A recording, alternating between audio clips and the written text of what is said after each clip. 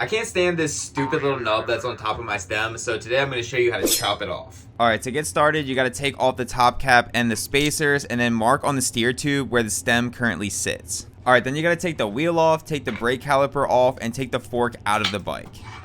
This little thing inside of the steer tube is called a star nut, and we need to hit it down a little bit further before we can chop more off of the steer tube. I'm using a 1/4 inch drive socket in lieu of buying the actual tool for this. All you gotta do is take the top cap bolt, drop it down through the socket, screw it into the star nut, and you can start hammering down. You just gotta be careful that you're hammering it in straight, check it from all different angles, and just do a few light taps at a time. You want the star nut to sit about 20 millimeters below the line that you marked on the steer tube. So make sure you're checking your measurements, and I actually marked a little dash on the side of the socket so I knew how far I was hitting it down. Next, it's time to cut the steer. I'm just using this old pipe cutter that my dad gave me. So you actually don't want to cut it on the line that you marked. You want to go about 2 or 3 millimeters below. That way, when you put the top cap on, you're able to actually compress the headset with that little bit of gap between the top cap and the stem. If you have no idea what I'm talking about, don't worry, I'll show you in a second.